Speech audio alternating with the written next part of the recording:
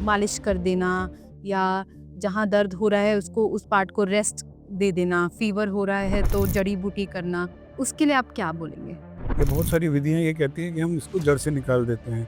But मेरा मानना है कि वो जड़ से निकालते नहीं, मरीज़ को ही जड़ से निकाल देते हैं। फैमिली में बोलते हैं कि चलो कोई बात नहीं, हो रहा होगा दर्द, पेन किलर लो और आगे काम करो। अपना तबला अपने आप बजाने लग जाते हैं।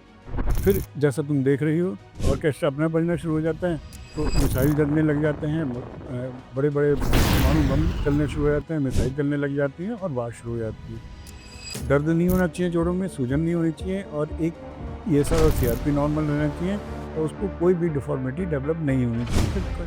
जैसे गुमेज़ को सेलिना गोमेज़, उसको माइकल रीनल ट्रांसप्लांट हुआ, माइकल जैक्सन जैक्सन। जिसके स्किन का कलर बदला। तो ये सब हैं जो कि कंप्लीटली ट्रीटेबल बीमारियां हैं, but early diagnosis is required. कुछ हार्मोनल फैक्टर्स हैं जिसकी वजह से लेडीज़ में ज़्यादा कॉमन होती हैं। सबसे बड़ा सवाल आता है कि वो शादी कर सकते हैं, नहीं कर सकते, और वो प्रेगनेंसी कर सकते हैं या नहीं कर सकते। कि मेरे को ये बीमारी हुई, मेरे से ये मेरे बच्चों में तो नहीं चली जाएगी। रूमेटॉइड आर्थराइटिस जो बहुत कॉमन बीमारी है, ये 10 लोगों में एक को हो सकती है, 1:10 इसकी रेशियो है, which is almost equal to the diabetes diabetes. And many other common diseases.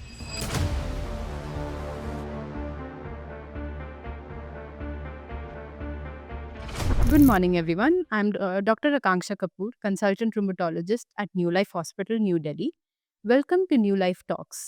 This is a podcast series wherein we take difficult medical concepts and convert them into simple language which is understandable by common public. For today's session, we have a very special guest.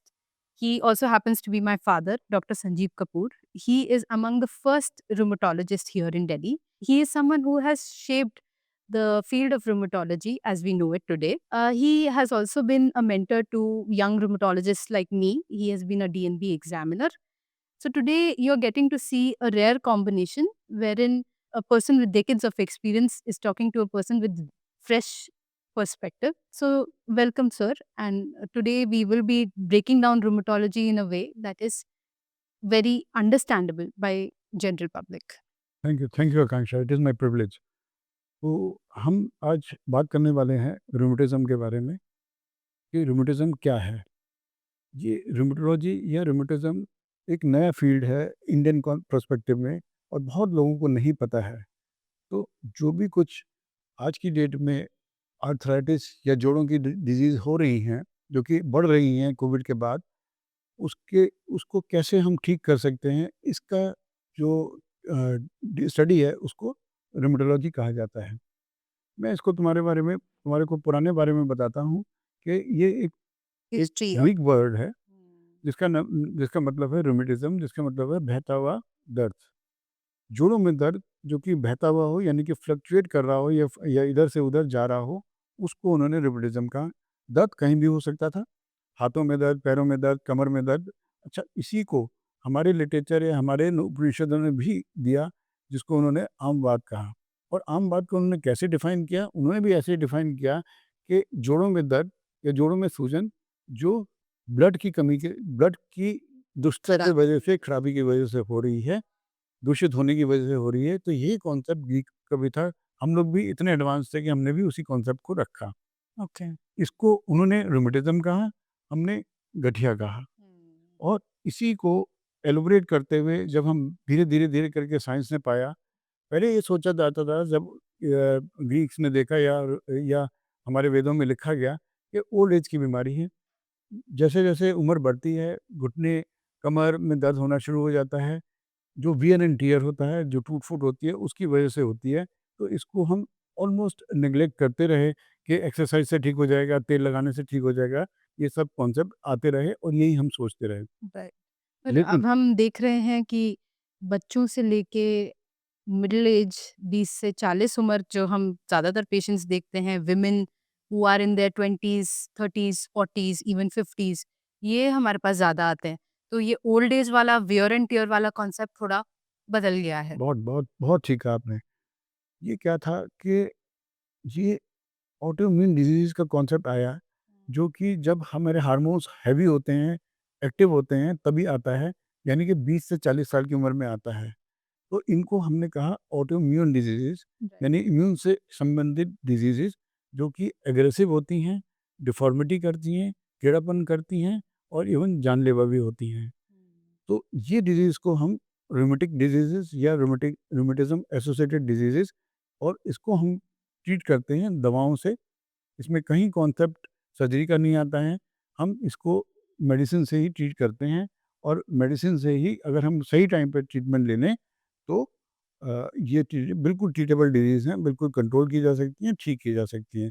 इसको मैं emphasise इसलिए करना चाह रहा हूँ कि ये 20 से 40 साल की उम्र में, जैसा आपने कहा, और यही प्रोडक्टिव ईयर होते हैं। आज की कॉम्पिटिटिव ज़माने में हर आदमी 20 से 40 साल की उम्र में बिल्कुल एक्टिव रहना चाहता है।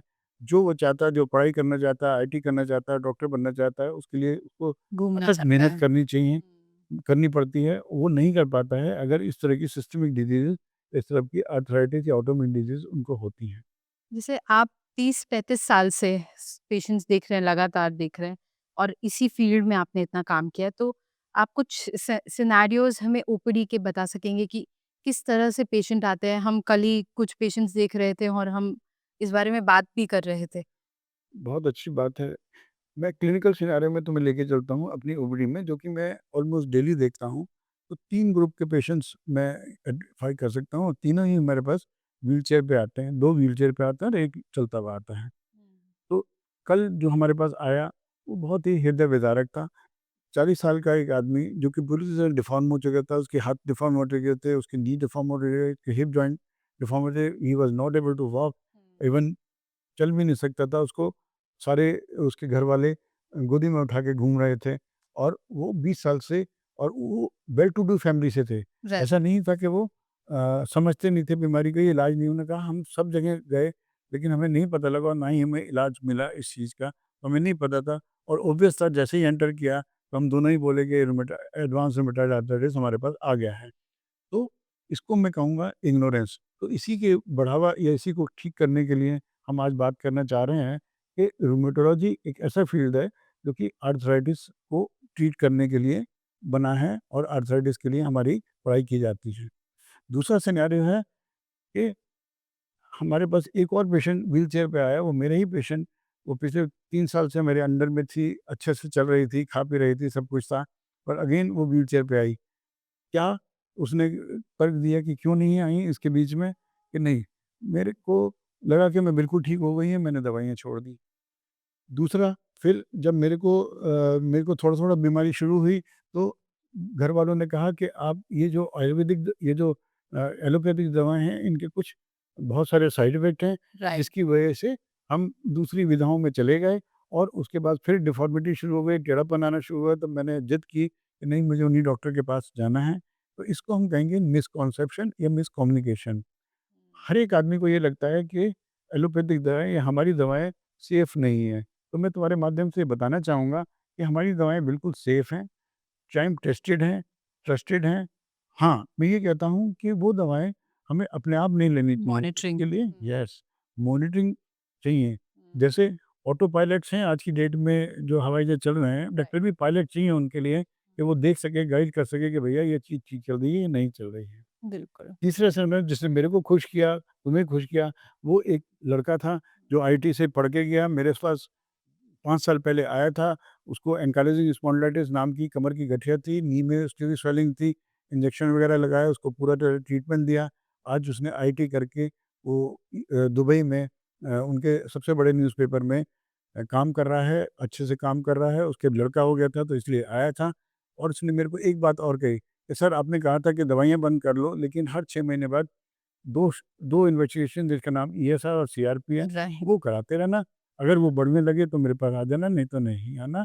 तो उसने कहा कि नहीं, मैं आपके साथ मिठाई लेके आया हूँ कि मेरा बेटा हुआ है, और मेरा ईएसआर सीआरपी भी बढ़ रहा है, तो आप देखो मेरी डिजीज़ वापस तो नहीं आ रही। राइट। और तीसरा क्वेश्चन वो ये पूछ रहा था कि मेरे बच्चे को तो नहीं हो जाएगी। तो बिल्कुल। ये सब चीज़ें हैं जो कि हमारे को खुश करती हैं, और हम चाहते हैं कि हम भी जागरूक बने, हमारा यूथ भी जागरूक बने, और वो सब कर पाए जो उसके सपने उसके माँ-बाप ने या उसने सजाए हैं, वो पूरा कर पाए। यही हमारा एम है, और यही हमारा कर्तव्य, और यही हमारी पढ़ाई है। राइट। मैं बहुत सारे पेशेंट्स देख रही हूँ आज भी कुछ स्किन रैशेज़ वग़ैरह आ रहे हैं, तो लोग या तो ऑर्थोपेडिक्स डॉक्टर को जानते हैं कि वो वहीं पहुँचते हैं, या स्किन स्पेशलिस्ट के पास जाते हैं। वो तो ये कैसे हम बढ़ा सकते हैं पेशेंट्स का नॉलेज इस बारे में कि कौन-सी बीमारी के लिए कौन-से डॉक्टर के पास जाना है? रूमेटोलॉजी बहुत लोगों को पता नहीं है। इनफैक्ट डॉक्टर्स को जब मैं एमबीबीएस कर रही थी, तो मुझे भी नहीं पता था कि ये कौन-सी तरह की बीमारियाँ हैं जो आप लगातार ट्रीट करते आ रहे हो कितने समय से। मैं आपको जबकि देख रही थी, तब भी मुझे बहुत सारे मिसकंसेप्शंस थे जो जब मैं फील्ड में गई तो दूर हुए। तो ये हम कैसे बढ़ा सकते हैं कि आपको यहाँ दर्द है, वहाँ दर्द है, तो इंसान ऑटोमैटिकली ऑर्थोपेडिक्स के पास पहुँचता है। ये पेशेंट एजुकेशन, ये तो हमारा यही कारण है जिसकी वजह से हाँ, हम या दोनों बैठे हैं संडे को। क्यों? कि patient education, patient awareness is the most important component at this moment of time. उसका रीज़न क्या है? मैं आपको कहूँ कि आज हम हमारे पास पूरी तरह से ट्रीटमेंट मौजूद हैं, हर तरह का आर्मेंटोरियम है। हमारे में जो कमी है वो है कि अर्ली डायग्नोसिस, अर्ली ट्रीटमेंट। और बिल्कुल ठीक बात है, ऑर्थोपेडिशियन कॉमनली अवेलेबल हैं, रूमेटोलॉजिस्ट अवेलेबल नहीं हैं। बट अब हमारे पास तुम जैसे लोग आ गए हैं जो बहुत सारे पेशेंट देख सकते हैं, और बहुत सारी हमारे ट्रेनिंग प्रोग्राम चल रहे हैं, तो हमारे पे रूमेटोलॉजिस्ट की भी कमी नहीं है। अगर आपको थोड़ा सर्च करेंगे तो पता लग जाएगा। राइट। ऑर्थोपेडिशियन मेरे कलीग हैं, मेरे सगे हैं, हम एक टीम बना के चलते हैं। हम इसको इस तरह कॉन्सेप्ट लेते हैं कि हमें कॉम्प्रिहेंसिव देयर केयर देनी है जिस पेशेंट को भी आर्थराइटिस या जोड़ों की दर्द है। तो ऑर्थोपेडिशियन क्या है? वो एक आर्किटेक्ट हैं, एक इंजीनियर हैं, जो कि मेरे लिए बहुत यूज़फुल हैं।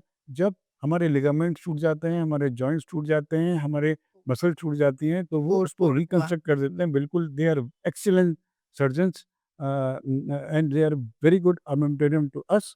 और वो पेशेंट को बिल्कुल खड़ा कर देते हैं, इसमें कहीं कोई शक नहीं है। बट मेरा मानना यही है कि जब बीमारी शुरू होती है, जब आँख शुरू होती है, तभी हमारे को आ जाएँ, तो हमारे को बहुत अच्छा रहता है, और पेशेंट को डिफ़ॉर्मिटी होने से या पेशेंट को बचा सकते हैं कि उसको आगे बीमारी ना बढ़े। हाँ, तो जैसा मैं देखती हूँ कि अगर किसी बिल्डिंग में सपोज़ आग लगी है, तो उस पे उस समय पानी डालने से हम डैमेज बचा सकते हैं।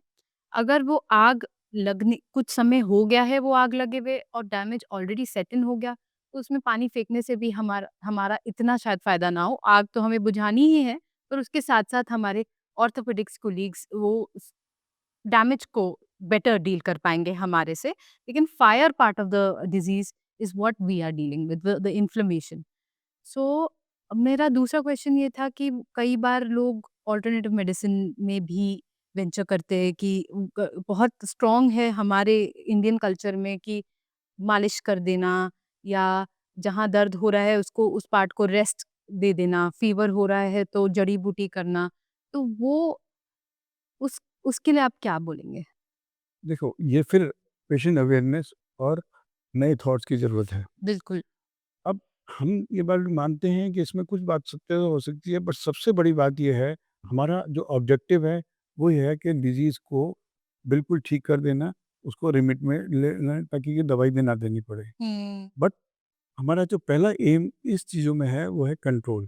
तो बहुत सारे लोग या बहुत सारी विधियाँ ये कहती हैं कि हम इसको जड़ से निकाल देते हैं।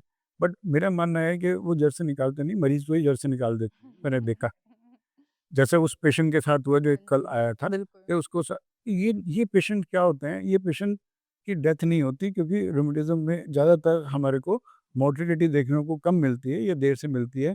बट वो सोसाइटी से कट हो जाते हैं। वो बिल्कुल। बेचारे घर में ही रहते हैं, उनकी सेवा दूसरे लोग करते हैं। नॉर्मल लाइफ वो नहीं जी पाते नॉर्मल लाइफ़ बिल्कुल। नहीं जी पाते, हाँ, और वो कट फ्रॉम द सोसाइटी, तो वो सोसाइटी में आ ही नहीं पाते हैं। बिल्कुल। तो मेरा कॉन्सेप्ट ये है कि जैसे हम हाइपरटेंशन, हुँ, जैसे डायबिटीज़, हुँ। जैसे हाइपरथायरॉयडिज़्म, जैसे इश्केमिक हार्ट डिज़ीज़, उसके लिए हम कुछ-कुछ दवाइयाँ लेते रहते हैं, चलते रहते हैं और सारी ट्रीटमेंट करते हैं। तो उसको हम कंट्रोल मानते हैं, उसको हम ये मानते हैं कि पेशेंट ठीक हो गया। तो हमारी चीज़ में क्या बुराई है कि हम भी थोड़ी-थोड़ी दवाई देते रहें, मॉनिटरिंग में रहें और ठीक ज़िंदगी यापन कर सकें। तो ये हमारे लिए कॉन्सेप्चुअल बात है कि हम कंट्रोल की बात करें, और कंट्रोल से आपका हमारा क्या मतलब है?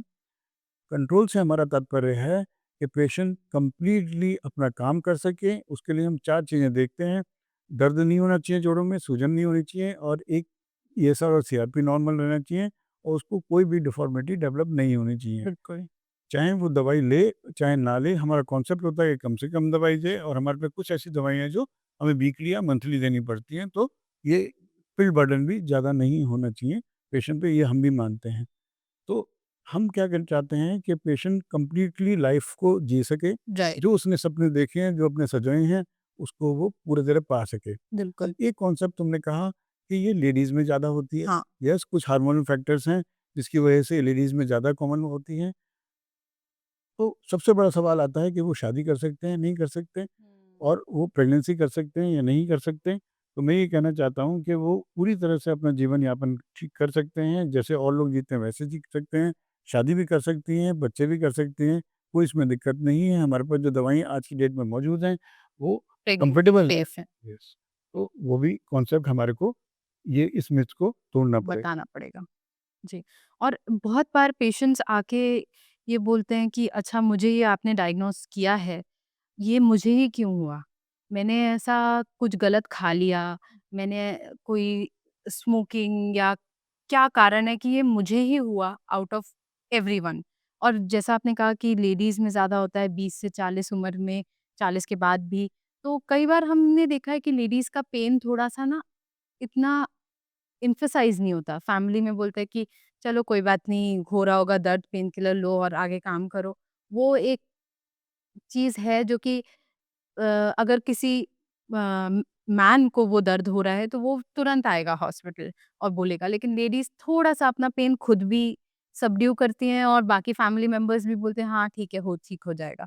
वो चीज़ भी एक काउंटर करने की बहुत ज़रूरत मुझे फ़ील होती है। और दूसरा ये चीज़ तो कि लोगों को लगता है मैंने क्या ऐसा गलत किया कि मेरे को ये बीमारी हुई, मेरे से ये मेरे बच्चों में तो नहीं चली जाएगी? ये सब क्वेश्चन्स भी बहुत रहते हैं। बहुत बढ़िया बात करी तुमने कि इसके लिए मैं कुछ कॉन्सेप्चुअली आपको और ऑडियंस को अपनी क्लियर करना चाहूँगा कि हम बात कर रहे हैं ऑटोइम्यून डिजीज़ की। तो भगवान ने या नेचर ने बहुत बढ़िया ऑर्केस्ट्रा बनाया है, जिसका मास्टर है टी सेल्स, जो ओके। कि सफ़ेद कणिकाएँ में होते हैं या व्हाइट ब्लड सेल के अंदर में एक इम्पोर्टेंट कंपोनेंट होता है जिसको हम टी सेल टी बोलते हैं। सेल्स। वो रेगुलेट करते हैं कि हमारा इम्यून सिस्टम कैसे काम करेगा। इम्यून सिस्टम भगवान ने या नेचर ने क्यों बनाया? कोई बैक्टीरिया अटैक करता है, कोई वायरस अटैक करता है, कोई फंगस अटैक करता है, कोई चोट लग जाती है, तो उसको हमारा इम्यून सिस्टम ठीक करने के लिए चीज़ों को बनाता है, साइटोकाइन्स जिनको बोलते हैं, और वो साइटोकाइन्स उनको ठीक कर देते हैं। ये कॉन्सेप्ट के साथ ये इम्यून सिस्टम का ऑर्केस्ट्रा बना था। ना कभी-कभी ये टी सेल्स बदमाश हो जाते हैं, शरारती हो जाते हैं, पढ़ते नहीं हैं कि स्कूल में, स्कूल के वो नालायक छात्र होते हैं, जिनको हम टी रैग सेल कहते हैं, और वो क्या करते हैं, वो ऑर्केस्ट्रा को बिगाड़ देते हैं, अपना तबला अपने आप बजाने लग जाते हैं। तो उनका क्या है कि फिर जैसा तुम देख रही हो, आज की डेट में अगर वो कॉन्सेप्ट आ जाता है, तो ऑर्केस्ट्रा अपना बजना शुरू हो जाता है, तो मिसाइल चलने लग जाते हैं, बड़े-बड़े परमाणु बम चलने शुरू हो जाते हैं, मिसाइल चलने लग जाती है और वार शुरू हो जाती है। तो यही वार ये टी सेल्स कर देते हैं, जिसको हम ऑटोइम्यून डिजीज़ के रूप में जानते हैं। यानी कि वो ये सोचते हैं, ये टी सेल्स सोचते हैं कि भई ये जो जॉइंट्स हैं, ये जो मसल्स हैं, ये जो लिगामेंट्स हैं, ये जो ब्लड वेसल्स हैं, ये पराई हैं, इनको मार के भगाओ। तो हम अपने ही डैमेज कर जाते हैं। तो हमारे पास ऐसी विधियाँ या ऐसी दवाइयाँ हैं, जो हम जिसको हम कहते हैं डिज़ीज़ मॉडिफाइंग ड्रग्स या इम्यून मॉडिफायर्स, क्योंकि मॉडिफाई करती हैं कि नहीं भाई, रुक जा, ये हमारी बीमारी है, ये हमारे ही लोग हैं, इनके ऊपर एक्शन ना ले, अटैक नहीं आप करना है। करना, तो ये इसको हम ठीक करते हैं। अब तुमने बात कही कि फीमेल्स में ज़्यादा होती है, ये बात सही है, कुछ हद तक सही है, इन द सेंस कि जो हम गार्डन वैरायटी रूमेटॉइड आर्थराइटिस के बारे में जानते हैं, वो फीमेल्स में ज़्यादा होती है। बट ये कहना कि नहीं हम इग्नोर करते हैं, ये आज के संदर्भ में शायद ठीक ना हो, ओके। क्योंकि मेरे हिसाब से फीमेल्स आज की डेट में पिवोटल हैं किसी भी घर के लिए। हाँ। पहले ज़माने में शायद ऐसा होता हो जब बहुत सारे लोग काम करते थे, बट आज अगर हमारे यहाँ एक भी फीमेल काम नहीं कर पाती है या देख-रेख नहीं कर पाते, तो पूरा घर हिल फैमिली जाता है। स्ट्रक्चर तो कोलैप्स। इसीलिए इस बात को तो शायद मैं ना मान पाऊँ, लेकिन ये बात ज़रूर कहना चाहूँगा कि हमें अर्ली डायग्नोसिस की तरफ बढ़ना चाहिए। जो मैं कॉन्सेप्ट आज देना चाहता हूँ वो ये है कि क्या ऐसे-ऐसे सिम्पटम्स या साइन हों, जिस पे हम अब सोचें कि ये ऑटोइम्यून डिज़ीज़ है, सोचें कि हमें रूमेटोलॉजिस्ट के पास जाना है, और एक बार ज़रूर हम उनसे परामर्श ले लें कि हम बोतल नहीं ले रहे हैं। तो इस संदर्भ में मैं इसको 5 तरीके से डिवाइड करना चाहूँगा जिस तरह के सिम्पटम्स हमारे पास आते हैं। ओके। पहला सिम्पटम है जो कि आर्थराइटिस प्रेडोमिनेंट है और जिसका प्रोटोटाइप है तुम्हें पता है जिसके बारे में हम बात कर रहे हैं, रूमेटॉइड आर्थराइटिस, जो बहुत कॉमन बीमारी है। एक में से 10 लोगों में एक को हो सकती है, 1:10 इसकी रेशियो है, which is almost equal to the diabetes diabetes. And many other common diseases. इसमें क्या होता है, ये फीमेल ओरिएंटेड डिजीज़ है, 4:1 की रेशो में होती है, यानी कि 4 फीमेल्स में 1 को मेल को भी हो सकती है और मेल में थोड़ी सी एग्रेसिव होती है। इसमें क्या सिम्पटम होता है कि सुबह मॉर्निंग में स्टिफनेस होती है, आधे घंटे से ज़्यादा मुट्ठी नहीं बना पाते, अकड़न। अकड़न रहती है, जोड़ों में Right. स्टिफनेस रहती है, स्वेलिंग आ जाती है और इसका जो सबसे बड़ा जो हमें बताता है कि ये इन्फ्लेमेटरी आर्थराइटिस है कि काम करने से ठीक हो जाती है। जो डिजेनरेटिव डिजीज़ होते हैं वो काम करने से बढ़ जाती हैं। तो राइट। पेशेंट आधे 1 घंटे तक स्टिफ़ रहता है, फिर उसके बाद जैसे नहाता-धोता है, काम करना शुरू करता है, ठीक हो जाता है। तो ऐसी फीमेल्स में अगर हाथों में दर्द हो रही है, तो हमें सोचना चाहिए कि ये रूमेटॉइड आर्थराइटिस तो नहीं है। हाँ तो जी। ये डिज़ीज़ हुई जो कि मेनली प्रेडोमिनेटली आर्थराइटिस से या जोड़ों की सूजन या जोड़ों के दर्द से शुरू होती है। दूसरी डिज़ीज़ जो मोस्ट कॉमन है जिसके बारे में मैंने पहले थोड़ा बताया भी और बहुत ही आसानी से ट्रीटमेंट दिया जा सकता है, वो है एनकारेजिंग स्पॉन्डिलोआर्थराइटिक ग्रुप या स्पॉन्डिलोआर्थोपैथी। हमें पता है कि हर एक के कमर में दर्द होता है, ये बहुत कॉमन सिम्पटम है जिसके हमारे पास पेशेंट आते हैं और ये कहा जाता है कि जुकाम के बाद सेकंड मोस्ट लक्षण यही है जिसकी वजह से पेशेंट जो है वो डॉक्टर के पास जाता है। बिल्कुल। इसमें क्या फ़र्क है जो कि इन्फ्लेमेटरी आर्थराइटिस बनाता है या स्पॉन्डिलो आर्थराइटिस बनाता है, वो है कि मॉर्निंग में स्टिफनेस होती है, सुबह जकड़न रहती है, करवट मारने में दिक्कत होती है, लंबी साँस लेने में दिक्कत होती है, छीने में दिक्कत होती है, छींकने में दिक्कत होती है और पेशेंट रात को 2 या 3 बजे उठ जाता है, खुल जाती है। नींद खुल जाती है दर्द से, घूमता है, फिरता है, ठीक हो जाता है और शाम तक आते-आते ठीक रहता है। फिर जैसे ही बिस्तर आते हैं और बिस्तर तो मेरा दुश्मन, मैं नहीं बैठ पाऊँगा, मैं नहीं उठूँगा, यही कहता रहता है और आजकल की जॉब्स भी बहुत सेडेंटरी है, यंग स्पेशली मेन में होती है, तो कई बार कंप्यूटर वर्क का जॉब है, लंबे समय तक बैठना है, तो वो बताएँगे कि एक शिफ्टिंग पेन जिसे बोलते हैं, अल्टरनेटिव बटक पेन बताते हैं ऐसे पेशेंट्स। और उनका कई बार पेन को बोल देते हैं, वो डिफरेंट डिफरेंट तकिए यूज़ करने की कोशिश करते हैं कि शायद ये पेन अब दोबारा ना आए, वो पेन किलर्स ले रहे होते हैं। अपनी फैमिली में बताते हैं तो बोलते हैं तुम्हारी उम्र थोड़ी है कि बैक पेन होगा तुम्हें। तो वो बड़ा एक मिसकंसेप्ट होता है कि नहीं, बुढ़ापे में होगा बैक पेन होगा तो बच्चे को क्यों बैक पेन होगा। बिल्कुल, बिल्कुल ठीक कहा आपने।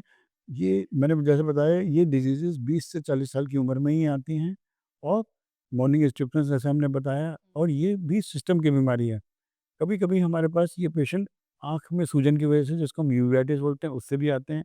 कभी-कभी घुटने में सूजन की वजह से भी आते हैं। कभी-कभी एड़ी में सूजन की वजह से जिसको हम प्लांटर fasciitis बोलते हैं या एकिलेस टेंडराइटिस बोलते हैं उससे भी आते हैं। तो डिफरेंट मैनिफेस्टेशन, कहने का मतलब है 20 से 40 साल की उम्र में अगर आपको स्टिफनेस है और वो काम करने से ठीक होती है तो सोचना चाहिए कि हमें इन्फ्लेमेटरी आर्थराइटिस ग्रुप की बीमारी तो नहीं है। राइट। और इनका भी ट्रीटमेंट बहुत ही बढ़िया आज की डेट में मौजूद है। हम देख तो मैं ऑलमोस्ट 99% कह सकता हूँ कि पेशेंट बिल्कुल ठीक हो जाते हैं। अब हम बात करते हैं तीसरी कैटेगरी की।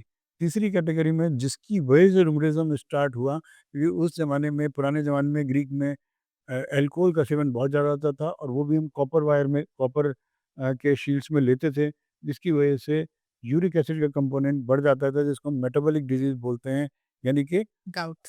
गouty आर्थराइटिस, जिसमें यूरिक एसिड बढ़ जाता है, एंकल में दर्द होता है, अंगूठे में दर्द होता है और सीवियर पेन होती है।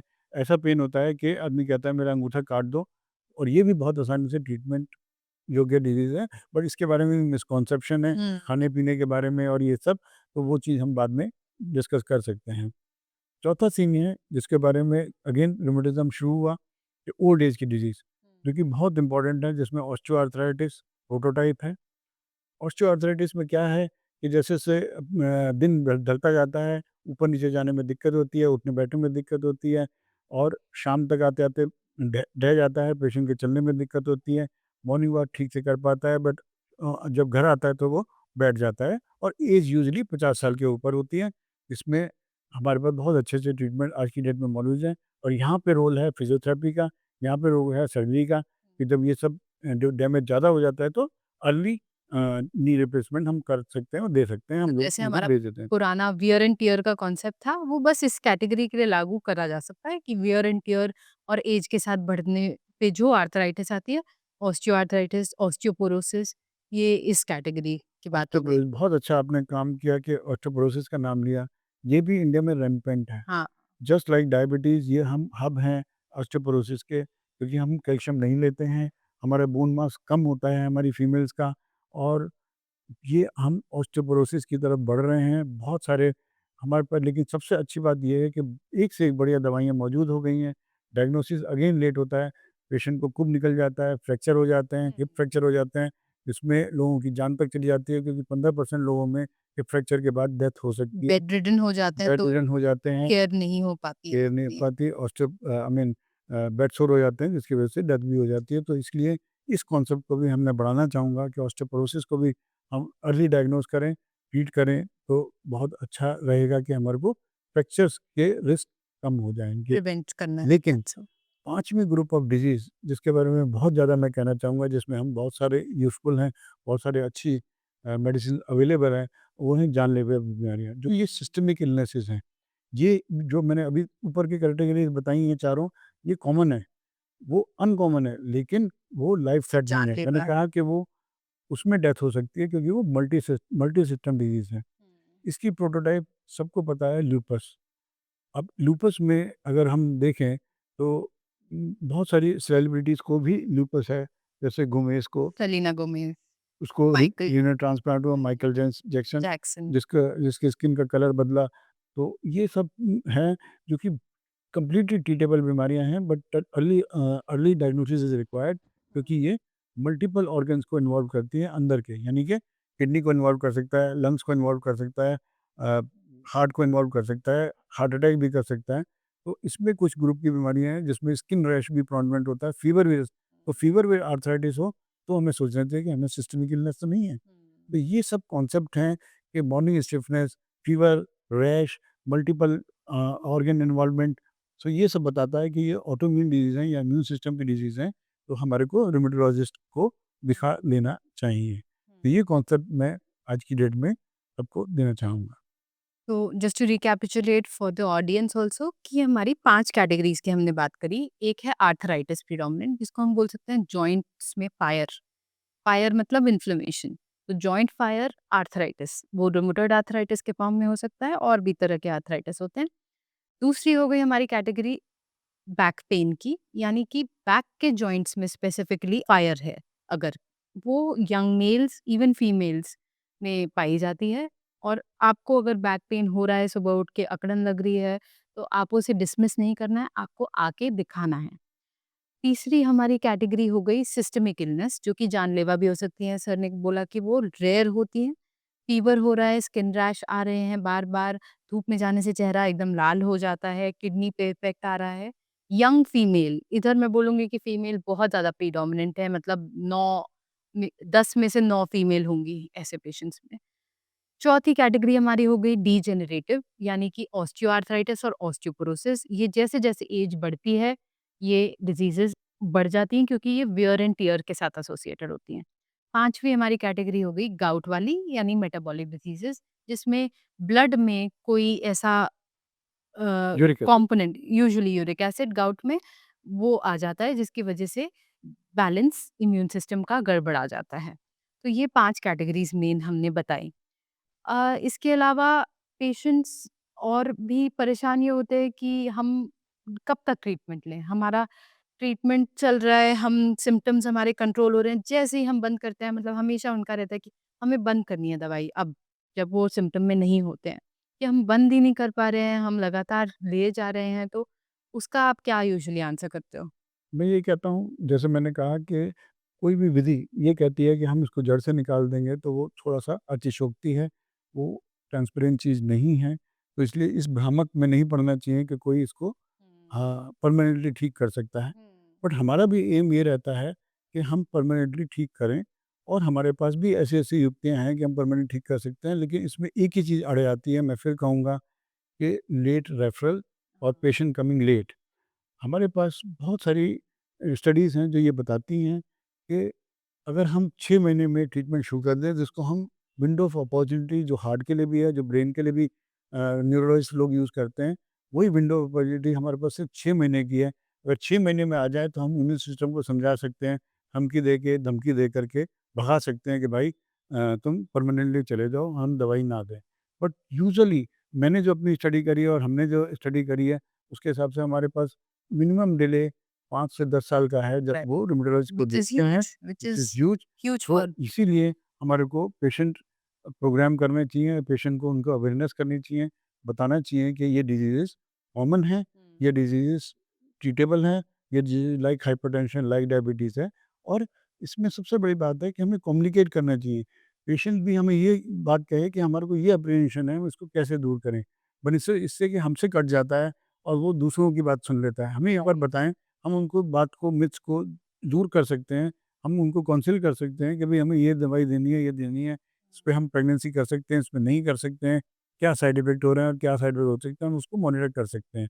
तो जैसे हम ब्लड प्रेशर कहते हैं, जैसे डायबिटीज़ कहते हैं, जैसे हाइपरटेंशन कहते हैं, जैसे ब्रोंकियल अस्थमा कहते हैं, कभी ऊपर, कभी नीचे चलता रहता है, बट हमारे पास पूरा आर्मामेंटोरियम एट दिस मोमेंट है कि हम उसको to पूरी तरह tackle से all कंट्रोल kinds कर of लें। scenarios. Yes, yes, Yeah. Definitely yes. हाँ, तो अब आजकल हम बोलते हैं सबको पता होगा कि ये गोल्डन एज मानी जा रही है रोमेटोलॉजी के लिए।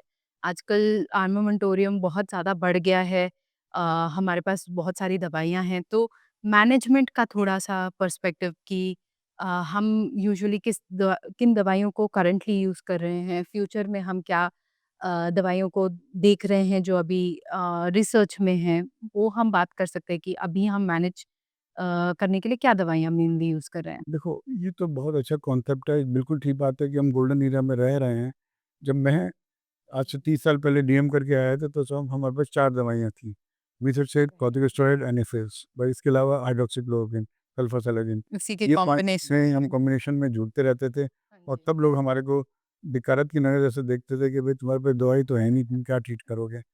लेकिन आज की डेट में हमारे को ये सुनना पड़ता है कि हम कौन-सी दवाई दें और कौन-सी दवाई ना दें। यानी कि हमारे पास हमारी जो कपबोर्ड है वो पूरी फुल है और सरकार की नीतियों की वजह से आज की डेट में और मैं ये कहूँगा कि हमारे पास वर्ल्ड क्लास मेडिसिन्स अवेलेबल हैं, अफ़ोर्डेबल हैं, जो दवाइयाँ लाखों रुपए की मिलती हैं, वो आज हज़ारों रुपए में कोविड के बाद से हमारे पास मिल रही हैं। बिल्कुल। तो अर्ली ट्रीटमेंट, अर्ली मैनेजमेंट की ज़रूरत है। हम बहुत सारे कॉम्बिनेशंस में यूज़ करते हैं, जिसको हम कन्वेंशनल डिज़ीज़ मॉडिफाइंग ड्रग्स कहते हैं, जो मैंने बताई मिथोट्रेक्ट, सल्फासालाज़िन, लेफ्लुमाइड, जो हमारे पास आज से 30 साल पहले भी थी। वो उनसे ठीक नहीं होती, तो हमारे पास नए मॉलिक्यूल, जिसमें स्मॉल मॉलिक्यूल्स आए हैं, जिनने दुनिया को चेंज कर दिया, जो कि दवाइयाँ ही हैं, टैबलेट्स ही हैं और बहुत इफ़ेक्टिव है और मल्टीपल इम्यून सिस्टम के मल्टीपल पाथवेज़ पे काम करती हैं और उनको ठीक करती हैं। फिर उसके बाद हमारे पास कुछ बायोलॉजिक्स मेडिसिन्स हैं, जो कि इंजेक्टेबल होती हैं, वेरी टारगेटेड थेरेपी होती हैं, बहुत जल्दी काम करती हैं और डिफ़िकल्ट से डिफ़िकल्ट केस को भी ठीक करने की क्षमता रखती हैं। इसी तरह से मैं बात करूँगा सिस्टमिक इलनेस लाइक लूपस की। लूपस में भी हमारे पास बहुत सारा आर्मामेंटोरियम खुला हुआ है, रिटुक्सीमैब आ गया है और बहुत सारी ऐसी साइक्लोस्पोरिन और टेक्लोलुमस ऐसी-ऐसी दवाइयाँ आ गई हैं, जिन पे इवन हम किडनी वाले पेशेंट जिनको लूपस है, उनको भी हम प्रेगनेंसी तक दे सकते हैं।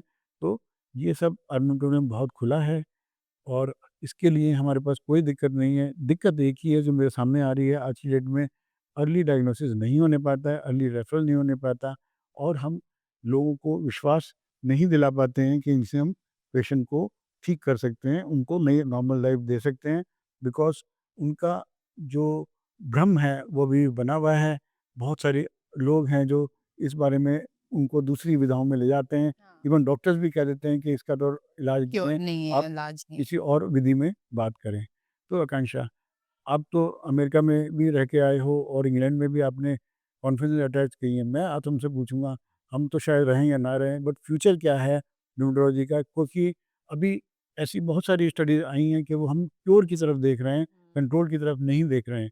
तो उनके बारे में कुछ प्रकाश डालो, ताकि कि हम फ्यूचर को देख सकें और ये देख सकें कि हाँ, हम पेशेंट को क्योर कर सकते हैं, ठीक कर सकते हैं और जो बुरी से बुरी जैसे वेस्कुलाइटिस है या जैसे ल्यूपस है जो हमसे ठीक नहीं हो रही आज की दवाइयों से, उनको हम कैसे ट्रीट करेंगे आगे आने वाले फ्यूचर में?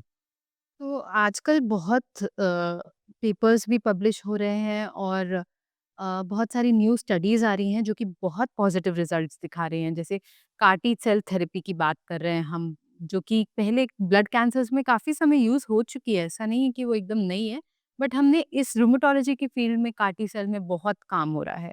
स्टेम सेल थेरेपीज़ में बहुत काम हो रहा है, बाइस्पेसिफिक एंटीबॉडीज़ में बहुत काम हो रहा है, टी-सेल एंगेजर, बाइट सेल थेरेपी बोलते हैं उसे। तो ये सब थेरेपीज़ एकदम कस्प पे हैं। अभी इम्प्लीमेंट इंडिया में आने लग रही हैं ये सारी थेरेपीज़ और हम फ्यूचर में, मेरा होप है, हम बहुत जल्द देखेंगे। ये सारी थेरेपीज़ क्योर की बात करती हैं। ये सारी थेरेपीज़ कंट्रोल की जगह क्योर की बात करती हैं। तो वो बहुत ही गोल्डन एक एरा होगा जिसमें मैंने एक पेशेंट को रूमेटॉइड आर्थराइटिस डायग्नोज़ किया। हमने थेरेपी प्लान की। एक बार थेरेपी लेने के बाद पेशेंट बहुत लंबे समय तक बिल्कुल नॉर्मल हो गया, ना बिना ड्रग के नॉर्मल ज़िंदगी बिताया। हो सकता है रिटर्न आए तो हम मॉनिटर हमें ज़रूर करना पड़ेगा तब भी पेशेंट्स को, क्योंकि ये थेरेपीज़ के बहुत सारे हम नए-नए साइड साइड इफ़ेक्ट्स भी डिस्कवर कर रहे हैं। तो ये सब अभी I think science just at the cusp of discovery है और आगे के पेशेंट्स के लिए और इवन पुराने पेशेंट्स के लिए बहुत ही अच्छी न्यूज़ है ये। इन्फ्लेमेशन एक ऐसी चीज़ है जो कि बहुत कंट्रोल हो सकती है। और अब एक कॉन्सेप्ट आ गया है पर्सनलाइज्ड मेडिसिन का, एविडेंस बेस्ड पर्सनलाइज्ड मेडिसिन। मतलब पहले क्या कॉन्सेप्ट होता था कि वन साइज फिट्स ऑल। आपका डायग्नोसिस है रूमेटॉइड आर्थराइटिस, आपकी पहली ड्रग ये रहेगी, मिथोट्रिक्सेट फॉर एग्जांपल, इतनी डोज से स्टार्ट होगी, ये काम नहीं करती तो हम इस पे जाएँगे। ये सारे हम एल्गोरिथम पढ़ते आ रहे हैं, अभी भी पढ़ रहे हैं, फॉलो कर रहे हैं। आगे के टाइम पे हम इस पेशेंट को हमने रूमेटॉइड आर्थराइटिस डायग्नोज़ किया है, इस पेशेंट का क्या प्रोफाइल है? इस पर्टिकुलर पेशेंट का इम्यून सिस्टम का कौन-सा भाग है जो खराब काम कर रहा है? उसमें से कौन-सा मॉलिक्यूल है? उसमें से कौन-सा जीन है? उस सब को एनालाइज़ करके हम उस पर्टिकुलर पेशेंट को उस पर्टिकुलर ड्रग को हम इजाद कर सकेंगे और दे सकेंगे, जिससे कि वो मिनिमम साइड इफ़ेक्ट करेगी और मैक्सिमम इफ़ेक्ट करेगी। इस कॉन्सेप्ट को बोलते हैं पर्सनलाइज़्ड मेडिसिन, जो कि अब मैं बहुत एक्साइटेड हूँ ये सब इम्प्लीमेंट होता हुआ देखने के लिए।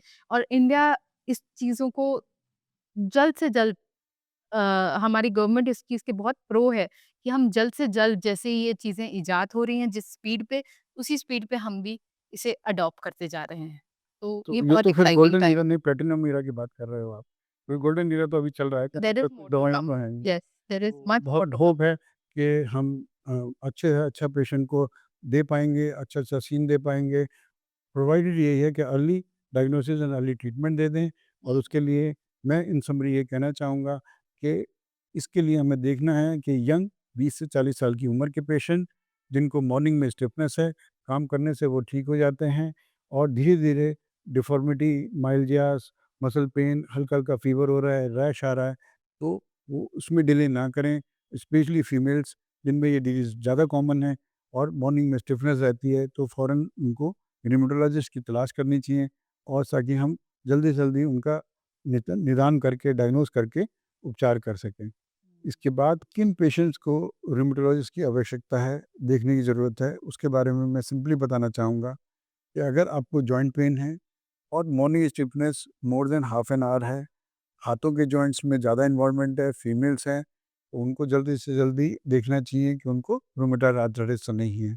इसी तरह 20 से 40 साल की उम्र में अगर आपके बैक पेन है, कमर में दर्द है, करवट मारने में दिक्कत होती है, मॉर्निंग में स्टिफनेस रहती है, काम करने से ठीक हो जाती है, तो आपको स्पॉन्डिलोआर्थराइटिस नाम की की बीमारी हो सकती है। तीसरा, जो फीमेल्स में फ़ीवर है, माइल्जियास रहते हैं, वेट लॉस हो रहा है और जो थोड़ा-थोड़ा जोड़ों में भी दर्द रहता है और स्किन में वेरियस टाइप के रैश रहते हैं, तो भी आपको सिस्टमिक इलनेस हो सकती है। चौथा, अगर बियर पीने के बाद या पार्टी करने के बाद आपके अंगूठे में दर्द हो जाता है, तो आपको गाउट है, जल्दी से जल्दी रुमेटोलॉजिस्ट को दिखा लेना चाहिए। बिसाइड दैट, अगर आपका कुब निकल रहा है, आप आगे झुकते जा रहे हैं, आपको अननेसेसरी फ्रैक्चर हो रहे हैं, हिप फ्रैक्चर हो रहा है या घुटनों में दर्द हो रहा है, जो कि चलने से बढ़ जाता है, तो आपको डिजेनरेटिव डिजीज़ हो सकती है, उसके लिए भी आप रुमेटोलॉजिस्ट को दिखा सकते हैं। Thank you. Thank you very much Akanksha, beautiful. This must be good for ya everybody. Thank you so much.